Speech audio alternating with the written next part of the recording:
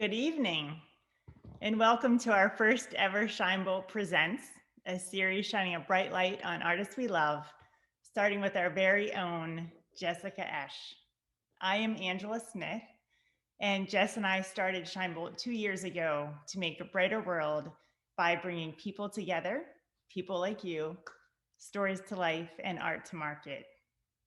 When the pandemic hit, Jess and I lengthened our runway, and now Shinebolt is taking off. In addition to Jess, we work with the Illustration Institute in Maine and illustrator Scott Nash. We're also wrapping up details and anticipate announcing a new artist very soon. We have relationships with shops and galleries across the country and recently collaborated with the Smithsonian's Archives of American Art on a blog series that landed not only on their page, but also on the Smithsonian Magazine website and newsletter.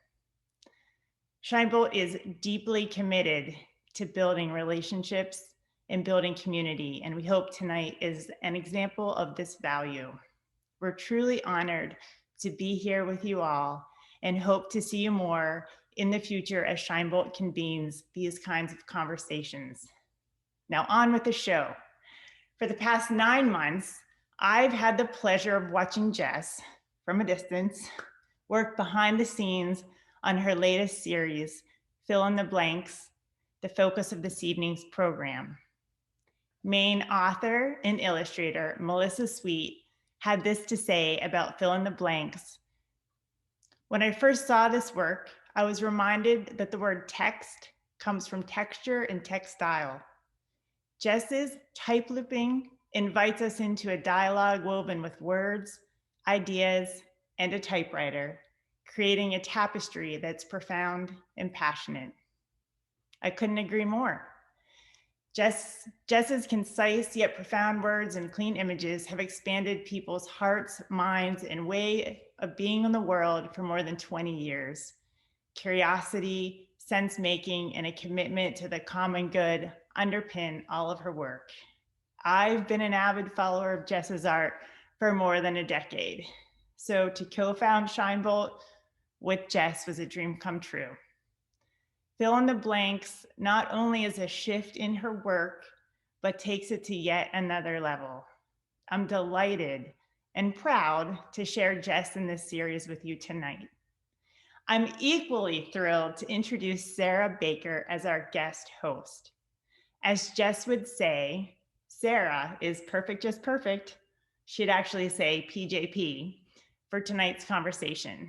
She's an art enthusiast, communications genius, and close friend. Sarah was raised on art. Her father worked as a curator of the US Senate's collection of art and antiquities.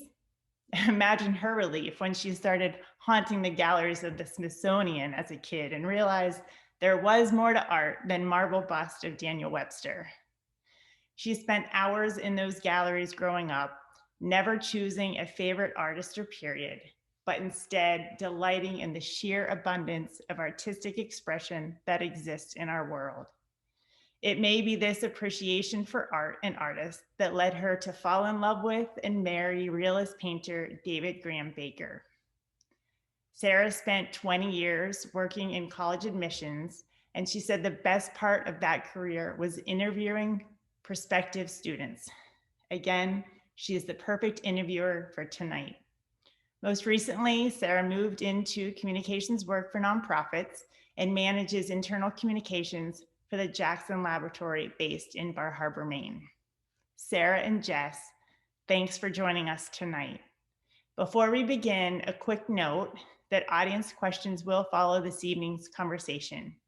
If you have questions, please feel free to type them in chat at any time during the conversation. We'll be monitoring them and we'll get to as many as possible. During the audience Q&A, you can also raise your hand and we'll unmute you to answer your question that way. Enjoy the show.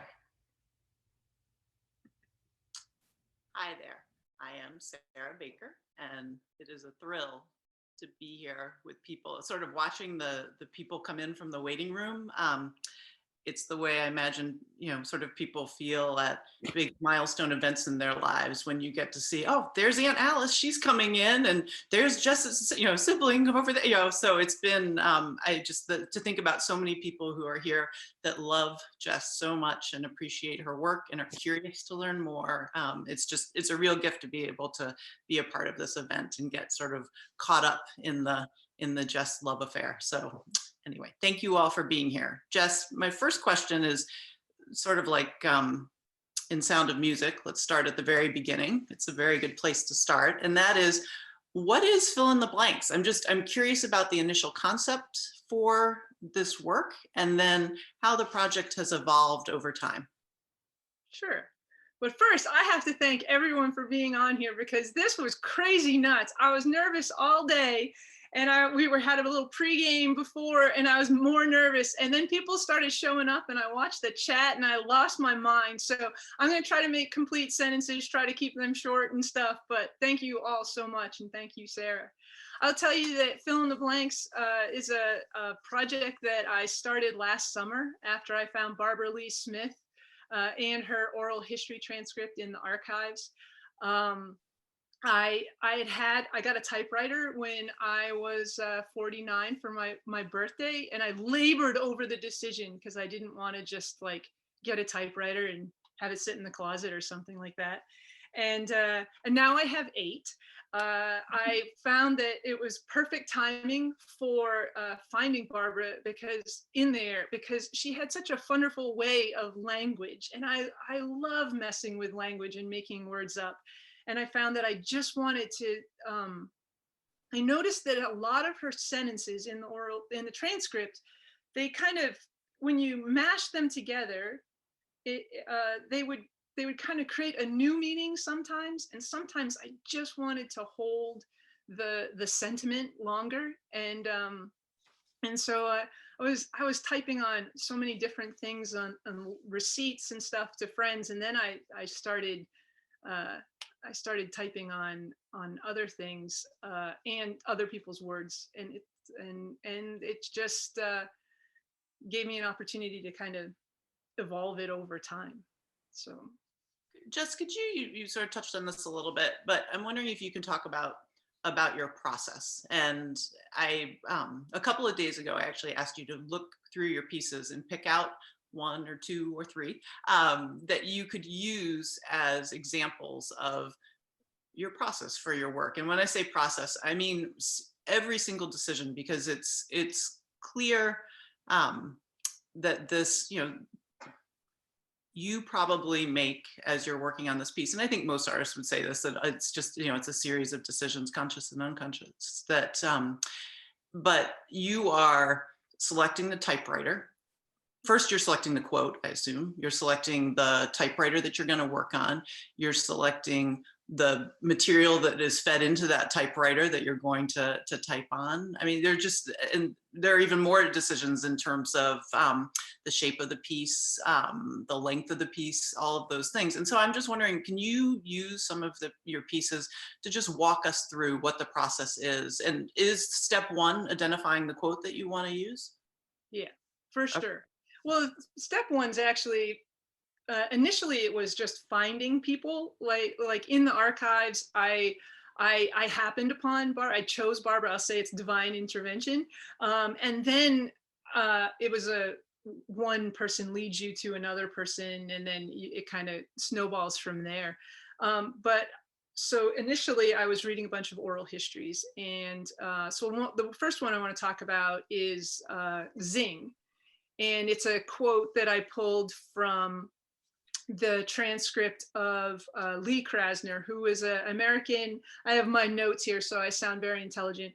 An abstract expressionist painter, and was also married to Jackson Pollock. And so she'd sat for 2 separate oral histories, and this statement came from the first one. And I happened to notice as I was reading along that she would say Zingo all the time. She said it 4 times. And I mean, that kind of jumps out. So, and the way she was talking about it, so let me first start with the the actual quote, so you don't have to, the original quote is, "No, but that is a process. You know, you trace my work from the very beginning. I work up to a certain point, then zingo, something else happens. And this again is a turning point." So I really wanted to mess with that. And I work up to a certain point and then zingo. I don't really know where things are gonna go when I start typing. I think I've been doing it now for 9 months. I start to have an idea, and then as I start typing now, I try to stay away from where I think it's gonna go and just let it evolve. I made the choice here to shift the direction of the text whenever she said zingo, because she was talking about her work taking another direction. And that is, can you go back, Anita? So a couple things.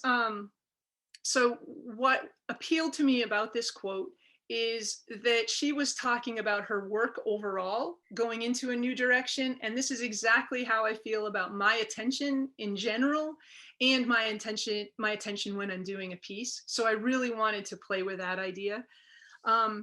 I kind of kept going through, and it ends up being a straight type loop where I'm using her words over and over. And some of that is a way to soothe myself and to get in a groove and to calm down. And then I didn't really know, I got about halfway down, and then I was unable to resist, "We have a winner." And so I added that into the text. When I pulled back, I also noticed that by smashing things together, because part of what I do with type looping is I remove all the punctuation and I remove all the spacing, and I jam it all together so new words and new phrases can pop out. One of the things that popped out was this "go zingo," which I really liked. I like the movement of it. Hey, just kind of follows. question as you're talking about typing. You have great handwriting, and it's very, I would say that it's artistic in its own right. And so I'm really curious, why a typewriter? Like, why not handwrite this out, and why not sort of let that be your flow? Yeah. Thanks for the compliment. My handwriting. I wrote a lot. I think what it was my brain works differently with a typewriter. I think that there's something about, I know when I was growing up, I thought if it was written in a book, it was true. I think that there's a legitimacy of print. I love how with the typewriter, it makes you confront your mistakes in the moment with like 3 choices. You can cross it out and draw attention to it. You can change what you're going to do, or you can just keep going. And so there was a freedom with that when I learned how to type in high school, that it was all about, if you made a mistake, you had to throw it out and start over again. But I liked the control that I had, and I liked the lack of control that I had of like, what's a word that starts with O and C T or whatever, that's not October, that would fit? And how do you, like, the constraints of a typewriter? It was a game. It's a game, and it was just so fun to play. And I also just wanted to type. I was having such a good time typing that to find these things that I could type loop and have fun with. Like, you can only write so many letters to your friends, and this was a chance where I could just write and totally entertain myself. Okay. When you, I noticed that this is on the back. Is it a popcorn bag from like a movie theater, that kind of popcorn bag? Talk to me about selecting the material that you type loop on. This one just made sense to me because it kind of, the bag represented how I felt that the piece kind of popped around, and the movement of it. It helps to be a bit of a paper pack rat. I had a lot of stuff on hand that I could to play with, but I enjoy, early on when I first started typing, I did all the traditional things that you would type on, and then I kind of ran out. I didn't want to type on the same things, and then I started finding other things to type on that were thick enough, that I could feed through the typewriter. And then I figured out that I could get everything to fit through the typewriter. And so you had asked before, like this is an example of so this is on the back of a Havana like chocolate box. And so I will mash up the paper and then pull it apart. And I'll show you that later. So I create my own paper too, because once you start going through what you have, it's like, well, how do you keep coming up with these different things? And I love adding the layers of meaning on it. I chose to use this packaging for Not a Compliment because I wanted a piece of paper that was as white as I had on hand, or at least off-white. This is a quote by Elma Lewis, who she just blew my mind in the archives. Like, I don't know oftentimes who I'm picking or why, and I find out about them as I read their life story. And this America is America, it's a specific quote, and it was just heart-wrenching because it was, I'm looking for my quote, hold on just a second. The original quote, there was a conversation, and it was like, it depends on what you mean when you're talking about the general community. If you're talking about the white community, they don't want us to thrive, so they're not going to put money up. And the interviewer is like, and they didn't even, Elma Lewis, in the beginning or in the end? And Robert Brown is in the 60s? And she's like, nope, America is America. And it just hit me. And I wanted to hold it, and I wanted to keep it. And so in terms of the decision here, this is a time when I just chose to let her word stand. And by doing America is America, like when I repeat it, what I love to do is to drop the repetitive word. So then it just, America is America is America is America. And then there are 7 paragraphs for the 7 stripes of the flag. There are 4 lines for 4score years ago. I left any mistake that I made in there because they're undeniable. Like, and it's messed up, and the whole thing's kind of messed up. And each end lines up. It's just, there was such a powerful thing. And I liked how when I tore it apart, it was messy, that the edges were frayed, because that's what it is. And some parts are thin. And when I first started doing the pieces, I would add the names of the person who made the statement at the end. And as you look at newer pieces, you'll see that I add in, I have the quote that you can decipher, and then I put their name up front, so they're not responsible for everything that happens after, any of my mistakes or any of my additions, because I'm much more involved in the pieces now than I was. I'm curious. I think I read on the Smithsonian blog that there's a note that you talk about. You've always been somebody who reads a quote and wants to capture it. Yeah. And so I'm wondering, before you discovered type looping, like, what do you remember the first time you ever had that experience of reading someone's words and wanting to capture them, and how did you do that, and how have you done that over time? Is this an evolution of something that you've been playing with and processing for, since you were a kid? Yeah, I hoard words. I realized the first time that my mom will correct me, my dad will correct me, but when I remember that words became a talisman for me was in college. And I had a interesting time in college. It was a bit of a struggle in my head. And I would seek out quotes, and remember thinking, I was going to the quotes that are on all the cards, and I would find my muster from anywhere I could. And I was actually looking for it before, because I would be embarrassed to show you, because I think there's a little teddy bear on the front of this very tiny book. But it's all these quotes that other people said that it would help me power through and get through. And I've never lost it.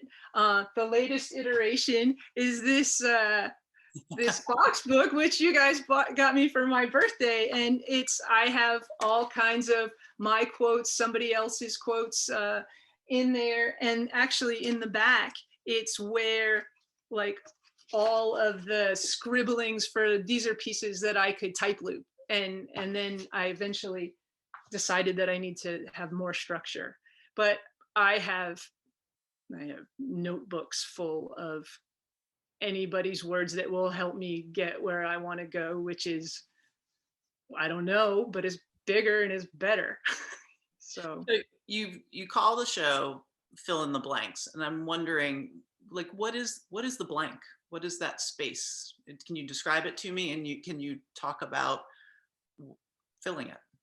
Yeah, I would say that by reading about people connecting the dots of their lives, that it helps me fill in the blanks of mine, and that I will use their words to help me get where I am going. Or there's also, I kind of feel that everybody comes on your journey, and if I needed these words, if I needed Barbara's words of her story about I am the limit, and realizing that she wondered if she was at the end of this process and she'd done everything she could with the medium that she was working with, and then she's like, and I realized I'm the limit and I'm not done.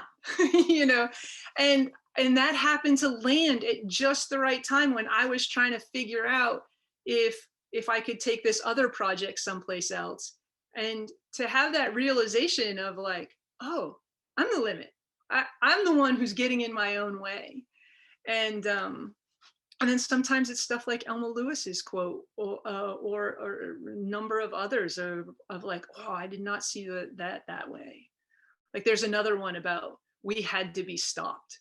And it was about affirmative action. Like it was because we, like me, and people who are like me, we had to be stopped, not because we need to give something to somebody else. So, just as when I approach your work, even though in the intro, as we were talking about sort of my connection to the visual arts over all my 51 years on this planet, but I have always been a reader, and that's what I focused on when I was in school, was literature and writing, and so I approach your work, I think, first as poetry. And it's, I see a word, and that's what I sort of fall into is the cadence and the meaning, and I love how rich your work is, and I feel like it's just planted with moments to pause and to twist and to reinterpret, and there's that richness there is something that I really delight in, and but I recognize that not everybody is going to come at it from that angle.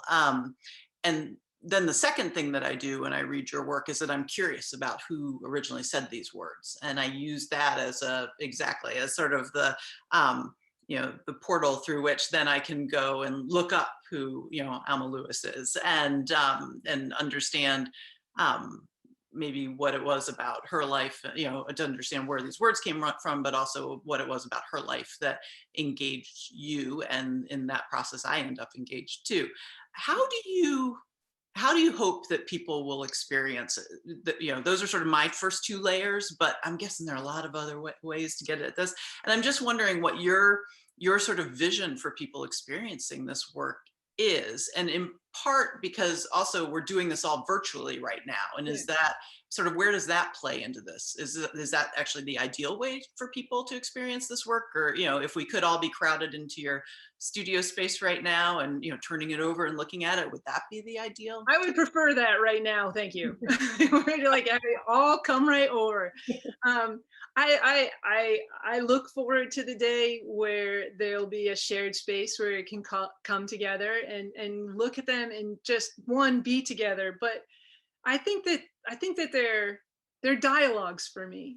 I think that it would be fun to see how people interact with them, whether they take it in as an image, whether it's looking at the text that I share on the side or of the wall where it's like very linear, or I'm curious as to if anybody takes the time to try to figure out what the like rebuild the words, as since I've taken out all the punctuation.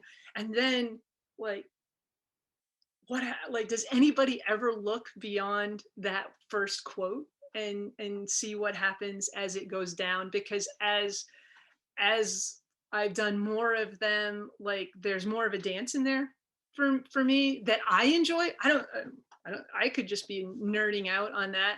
I don't need anybody else to enjoy it because I love it so much. It's so fun. And so for me, I think I've crafted a rabbit hole out of the rabbit holes that I've been in, and they allow me to hold those people with me and carry them with me in the same way that I would put them in my book and cart them from wherever place I lived. And maybe not put my hands on them on the afternoon that I need them because I waited till the last minute, but they are a way that I can hold their thoughts and their power and their mojo and everything together. Has there been anything that you've tried to type loop and it just hasn't worked? That's going to sound arrogant if I say no, but I will say there are things that I thought I would type loop, but I never, like I would mark in my margins. But when I went back to look to see what I was actually going to do, I would stay away. They weren't the things, some of the things that I thought I was most excited about were very much in that moment. I felt it, but I didn't have the same snap when I went back to it.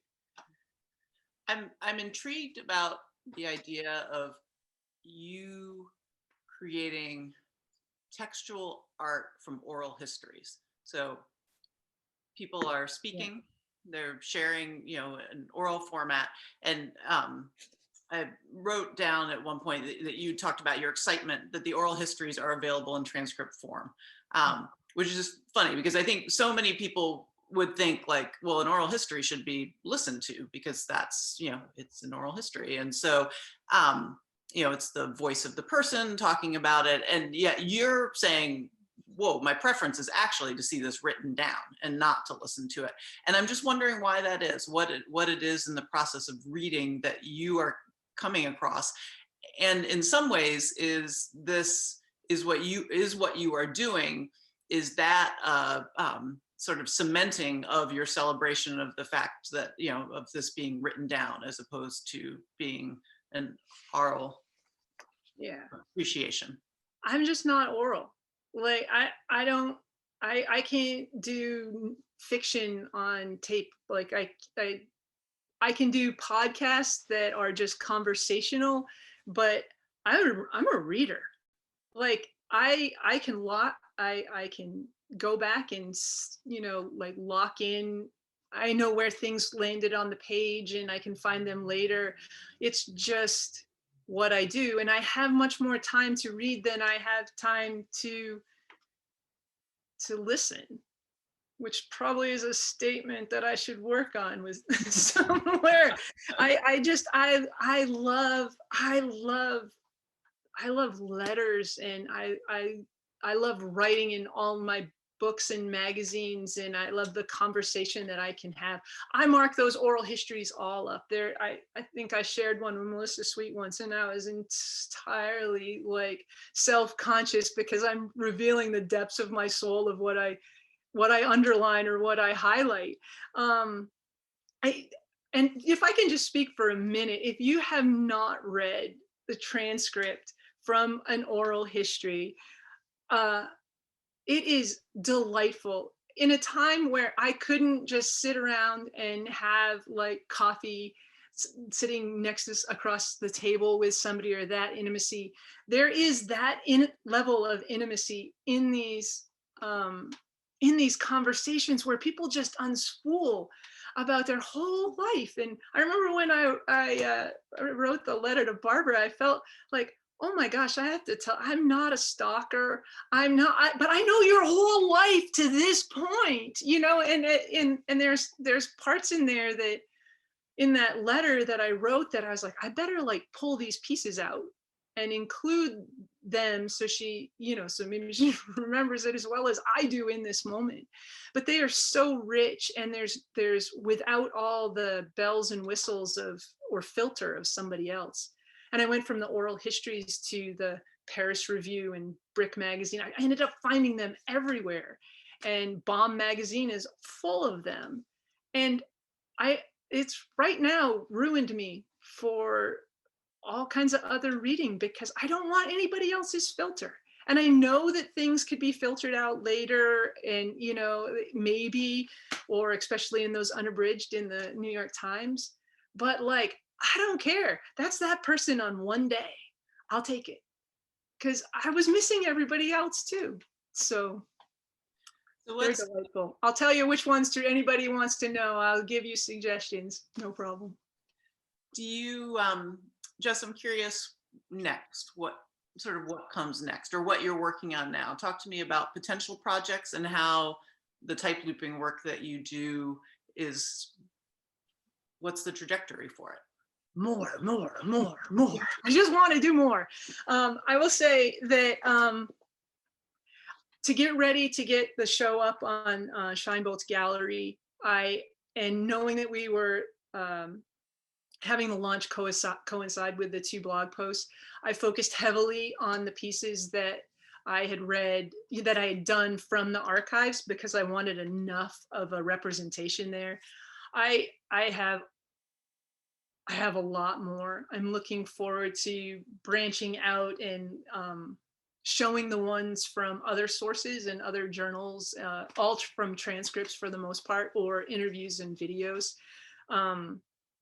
And if I had one aspiration for it, I would say that I really would like to do more than just a few by somebody. I would love to do, like, when I'm going through or reading a book, I'm like, oh my gosh, I could do 20 just on this one person.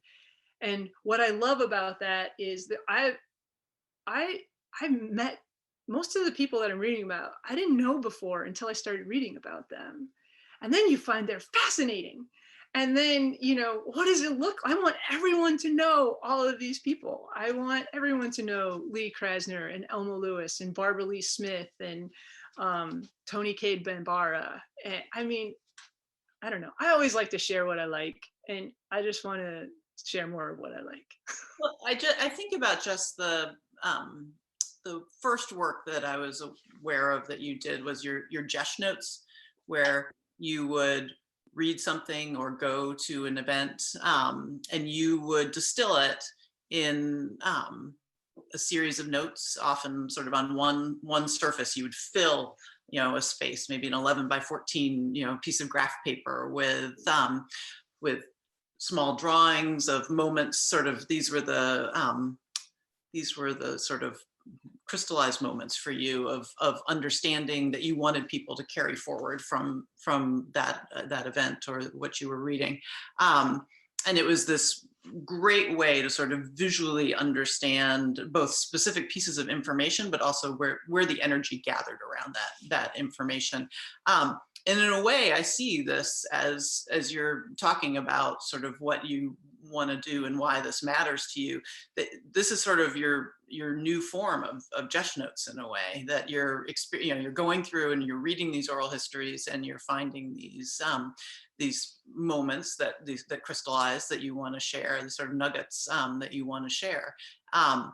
And I'm struck in some ways at sort of your role and responsibility as a medium between these sources, sort of the raw source material, and sort of giving it to us in a way that we will notice it, and consider it, ponder it, assimilate it in some way. And that's it's a real gift as an artist to do that work. You have I know you say that you're more of a reader, but your ears are big, and I mean that not literally, they're just the right size, but just metaphorically, you're paying attention, you're receiving constantly, and at a time when I think, especially during the during COVID, when I think a lot of us really had to sort of turn our receivers down because we were really overwhelmed. The fact that you took that opening, sort of that openness that you have and what you paid attention to, and then you started to, your sort of alchemy was to create this sort of work and then share it with us, was just, it's been a real gift, I think, for us during this time. And I think moving forward too, it's just exciting to be able to fall, as you said, into the rabbit hole of your work and experience these moments of inspiration and challenge and comfort. And for you to serve as that translator has been a real gift. So I thank you for that as a way of expressing gratitude and hopefully sort of putting a natural curve on the conversation that we are having. It up. Exactly. But that is also just to say that it's a good time to open it up for questions that I've seen some coming in on the chat while we've been talking. And so, Angela, I'm going to turn it back over to you as the queen of the questions, and see if you've got some that you'd like to share with the artist. Thank you. And thanks for a wonderful conversation. I mean, I'm like sitting over here just bubbling. I'm so excited. Jess, a little. I have a question from John Radiker, and he wants to know, when you sit down to type, how long does it take you to type? Is it fast and furious or slow and methodical? What's that like? Good question. That's what you say when you want to stall. I think when I first start, I have to be really careful because once I've like found the paper and actually we didn't show those quick process pieces where I show where I'm breaking it down. But once all that stuff happens, like I only have one. So here, let me just do this quick and I will answer questions. So this is how it starts. I'll take a piece of paper that I have lying around the house. I mash it all up and break it down. Anita, the next one. And then it starts to pull away at the corner. And then I start pulling. Anita, can you go again? And then I just keep pulling it apart until I have two pieces like this, and then I'll figure out which one I'm going to type on. Then sometimes what happens is my dog comes along, takes those two verticals, makes a T for my husband Trevor, which I'm still freaked out about, and then I will feed it through. And I guess the answer to the question here is that I start off pretty slow. I kind of do the typing to get in a groove, and then then I just have to pay attention. I either make a mistake and I have to adjust, or I have to figure out where I'm going to go. I would say that I don't labor over them. They're quite fun, and I respond to what happens. I might have a moment where I stop and pause and look out and figure out what word I can do, or how can I end the sentence clean. Or not to break it, which is not a good example here because these all end clean, which is that you have a full word at the end of the line. Some of the other ones will wrap, and I just let them wrap. So I'm not a fast typer. I'm not going to win any prizes, but I find my way. And now one from the fantastic Morgan Carpenter. We're just going to hit all our relatives here. She said there are now, if I can talk, poetical nuances in your work. Do you focus on rhythm and musicality while you type each line? Sometimes when I'm typing, I'll find a groove of the keys and I will stay there because I love it. I'm not really, I don't play any instruments or anything like that. And then I realize that, oh, look at that. That's really cool. And then I mess up, and then I have to go figure out how to get back into that groove. I don't necessarily think about it, but I'm not really sure in any of these pieces how much I'm actually thinking. I'm just kind of going with what happens, and maybe there's some jazz in there. But it just happens. I don't know. I'm just playing. Shelley Johannes has a question. When you're typing, do you know where the piece is heading, or is it inspiration happening in the immediate moment? Sometimes I think I might know where it's going to go. And then there are times where if I have a preconceived idea where it's going to go, I try not to let it go there. Because I've already played that out in my head. And so they come out as um, I'm along for the ride. I mean, I have a good time. I have a role to play in there. I don't know where it ends up because I don't know where I'm going to goof up and I'm going to have to adjust, or I don't know how I get to the end of the line. I need 5 letters. What's a thing with 5 letters that'll allow it to make sense? And then how does that change the rest of the piece? And how does this one not look like the rest of them? Like, that's a big terror point for me, is I don't want to do the same thing over and over. That's what I like about using the different paper, and which always seems to infuse added meaning onto it. And I like packaging everything and piling all the meaning on that you can have all these layers to sift through later. Yeah, I know. I mean, I can attest to the fact that you don't know where you're headed oftentimes, because you'll like FaceTime me or call me like, oh my God, I started with this one. You're not going to believe what came out at the end. And like you surprise yourself.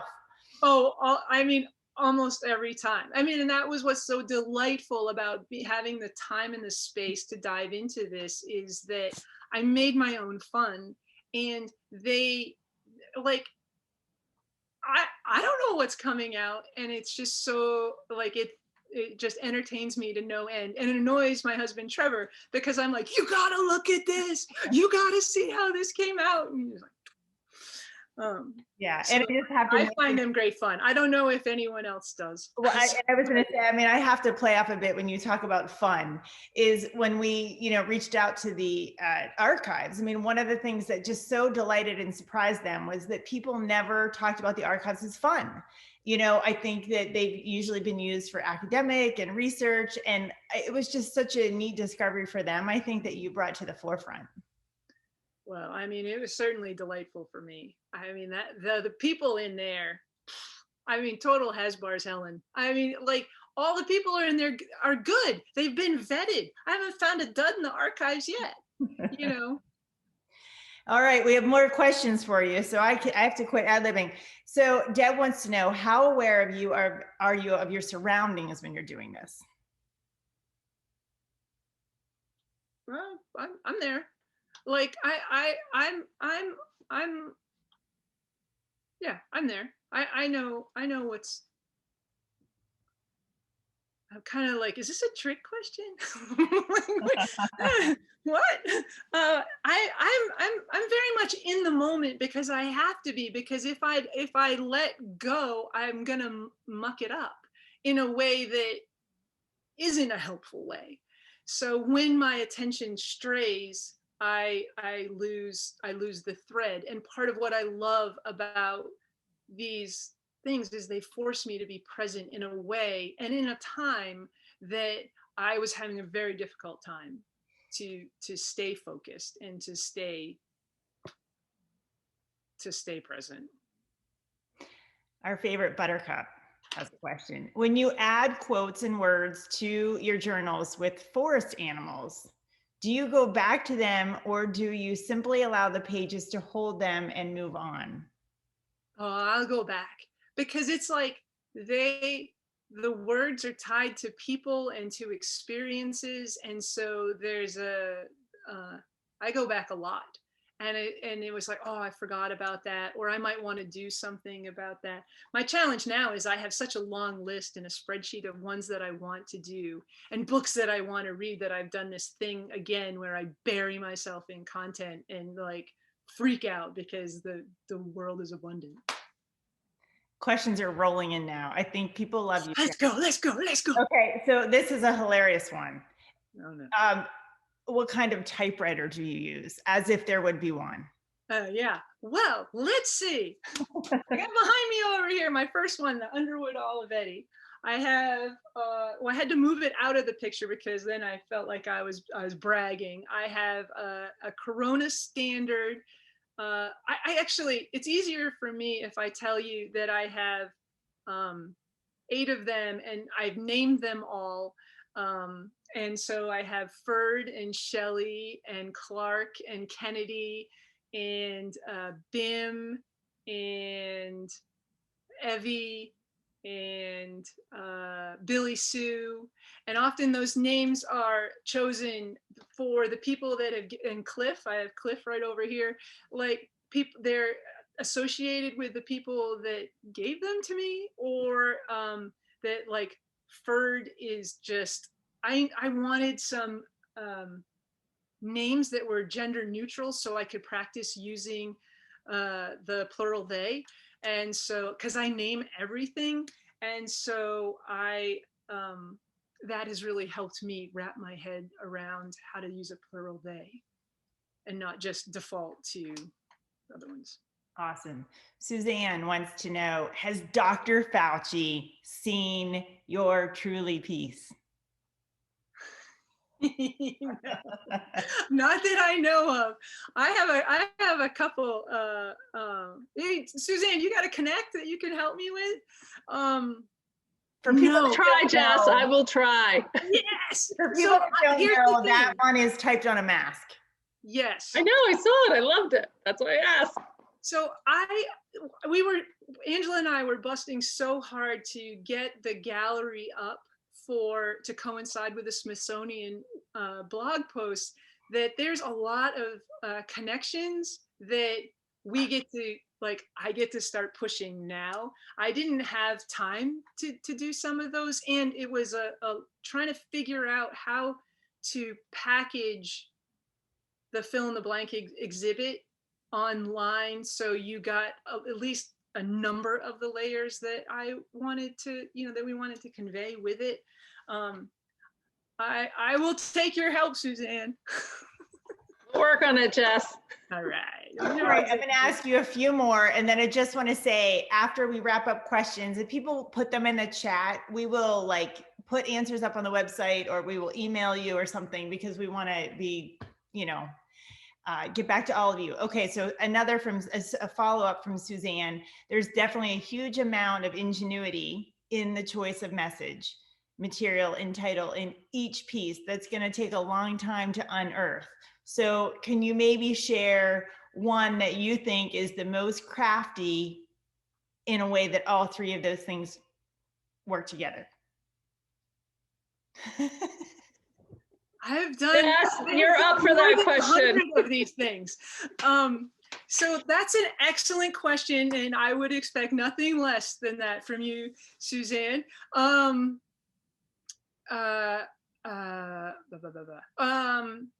Okay, wait. So Anita, do you have the to us, the mask one? Is it possible to pull that up? This is weird that Anita can't, maybe she can't do that now. So then, anyway, I did a number of mask pieces, and this one is, so I had done all for one, one for all. It was a perfect type looping thing. I enjoyed it. And I wanted to type on another mask, but I didn't want to do the same thing over and over. And then I realized that, oh, it was originally in French, so why don't I use that? And I was having the hardest time, like, just typing this for some reason. My 2 years of French did not matter at all in high school.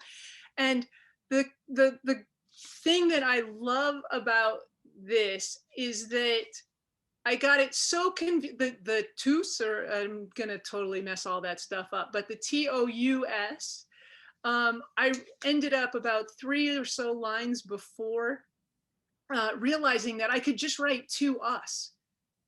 And that little shift in the thinking from going from, like, I know that was a French word, but shifting it to us. And for me, the mask use was all about something that you do for other people, to take care of other people. And it's, wasn't about a mandate. It was just kindness.